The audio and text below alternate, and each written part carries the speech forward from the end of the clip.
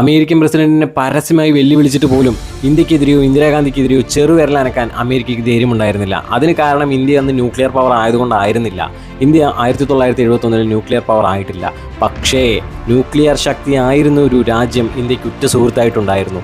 വേറെ ആരുമല്ല, സ്വാതന്ത്ര്യത്തിന് ശേഷം ഇന്ത്യക്ക് എന്നെല്ലാം പ്രശ്നങ്ങൾ വന്നിട്ടുണ്ടോ അന്നെല്ലാം ഒരു സ്വാർത്ഥ ലാഭവും നോക്കാതെ ഇന്ത്യക്കൊപ്പം നിന്ന, ഇപ്പോഴും നിന്നുകൊണ്ടിരിക്കുന്ന ഒരേ ഒരു രാജ്യം സോവിയറ്റ് യൂണിയൻ അഥവാ റഷ്യ. ഇന്ത്യൻ ഓഷ്യനിൽ അമേരിക്കൻ കപ്പലുകൾ വിന്യസിച്ചിരുന്ന അതേ സമയത്ത് അവരെ നിരീക്ഷിച്ചുകൊണ്ട് മറ്റൊരു കപ്പലും അവിടെ ഉണ്ടായിരുന്നു. സാക്ഷാൽ സോവിയറ്റ് യൂണിയന്റെ ന്യൂക്ലിയർ സബ്മറൈൻസ്. ഇന്ത്യക്കെതിരെ വരുന്ന ഏതൊരു അറ്റാക്കും സോവിയറ്റ് യൂണിയനെതിരെയുള്ള അറ്റാക്കായി കണക്കാക്കുമെന്നും സോവിയറ്റ് യൂണിയൻ അതിനെതിരെ ശക്തമായി തിരിച്ചടിക്കുമെന്ന് അമേരിക്കയ്ക്ക് സോവിയറ്റ് യൂണിയൻ ശക്തമായൊരു താക്കീതങ്ങ് നൽകി.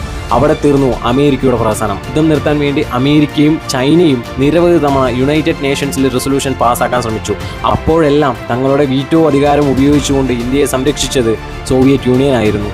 ചില സമയത്ത് നമ്മുടെ ജീവിതത്തിലും ഇങ്ങനെയൊക്കെ തന്നെയാണ്. സ്വാർത്ഥ ലാഭങ്ങൾക്ക് വേണ്ടി അമേരിക്കയും ചൈനയും പോലെ നമ്മുടെ കൂടെയും ഒരുപാട് പേരുണ്ടാവും. പക്ഷേ ഒന്നും തിരിച്ച് പ്രതീക്ഷിക്കാതെ ഏതൊരു പ്രശ്നത്തിനും കൂടെ നിൽക്കുന്ന 1-2 പേരെ കാണൂ, നമ്മുടെ റഷ്യയെ പോലെ. സോ അങ്ങനെയുള്ള നിങ്ങളുടെ ഫ്രണ്ട്സിന് ഈ വീഡിയോ ഒന്ന് അയച്ചു കൊടുക്കുക. അതുമാത്രമല്ല, ഞാനിടുന്ന കണ്ടൻസ് നിങ്ങൾക്ക് ഇഷ്ടമാവുന്നുണ്ടെങ്കിൽ ഈ ചാനലൊന്ന് ഫോളോ ചെയ്യാനും മറക്കരുതേ. താങ്ക്